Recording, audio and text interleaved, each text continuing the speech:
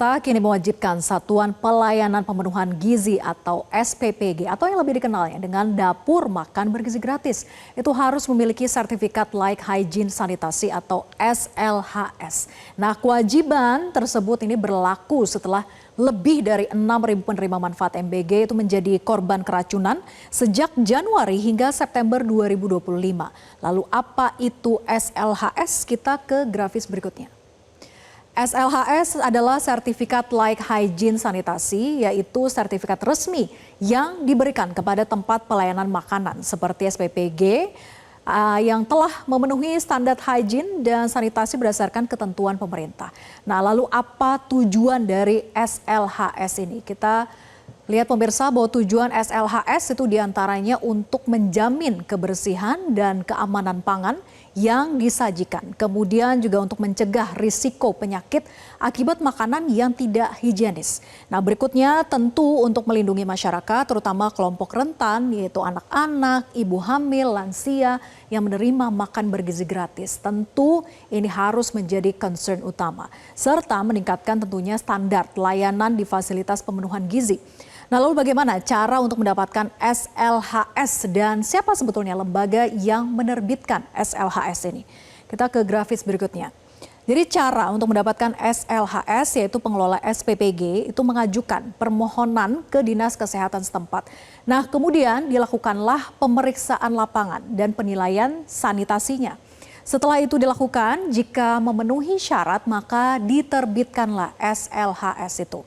Nah, lembaga yang menerbitkan SLHS adalah Dinas Kesehatan Kabupaten ataupun kota sesuai dengan lokasi SPPG itu berasal.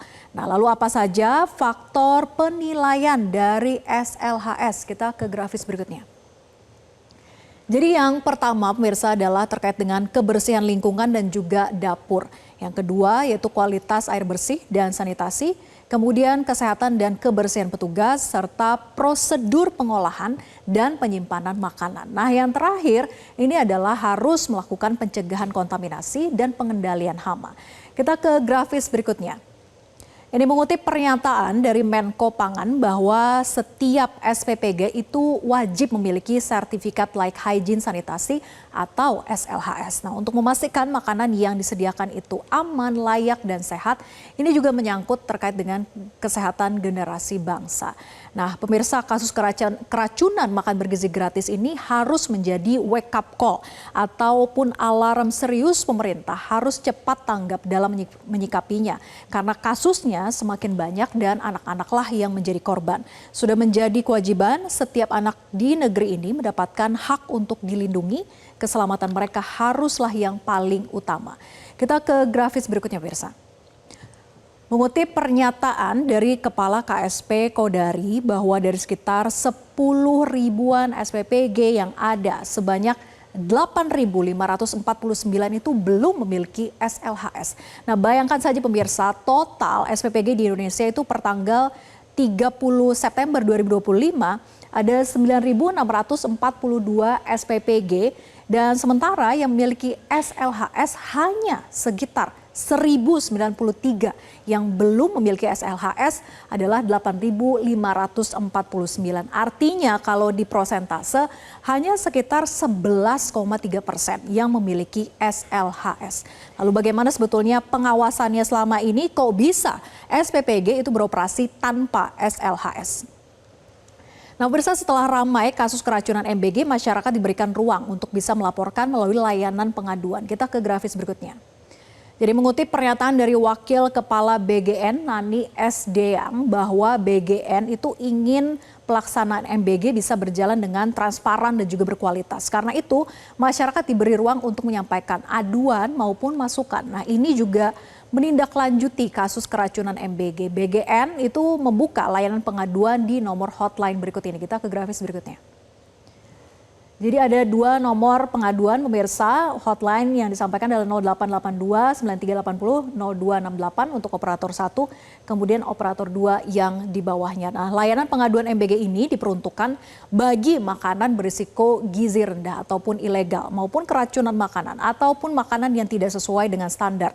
Nah, jika Anda pemirsa menemukan SPPG ilegal atau tidak bersertifikat SLHS, bisa segera melaporkan melalui nomor hotline yang tertera di sini.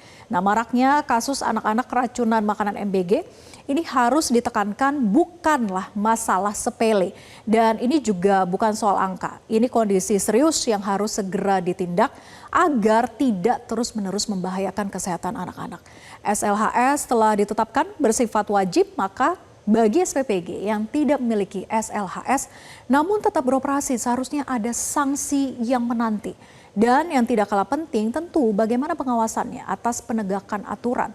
Peran serta keterlibatan masyarakat dalam mengawasi sangatlah penting, terutama bagi pihak sekolah yang menerima makan bergizi gratis. Sudah sepatutnya mengecek kembali apakah SPPG yang bekerja sama itu sudah memiliki SLHS atau belum.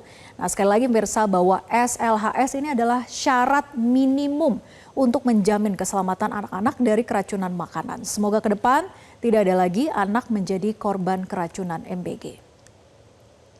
Dan demikianlah at large untuk kali ini pemirsa. Lalu kita ke informasi bagaimana dengan makan bergizi di Jepang, Korea, dan Finlandia.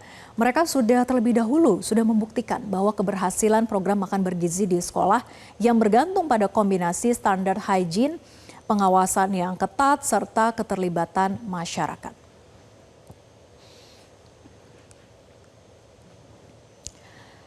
Di Jepang, Kyushoku sebagai pendidik gizi sejak awal abad ke-20, Jepang mengenal sistem Kyosoku atau makan di sekolah. Setiap sekolah itu memiliki dapur higienis dengan standar yang tinggi, tenaga nutrisionis, dan menu yang disusun berdasarkan kebutuhan gizi. Nah, hal ini lebih dari sekedar pemberian makan, namun Kyosoku adalah sarana pendidikan gizi.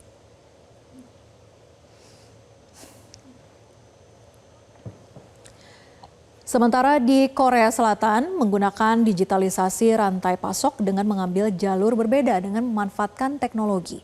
Sistem pemantauan rantai pasok pangan sekolah yang dilakukan secara digital dan real time ini mulai dari gudang penyimpanan hingga ke distribusi. Sementara di Finlandia menempuh pendekatan yang membumi, di mana Finlandia menjadikan salah satu program makan sekolah tertua dan paling universal di dunia. Kesederhanaan ini membuat distribusi mudah, biaya lebih terkendali, dan risiko kesehatan rendah.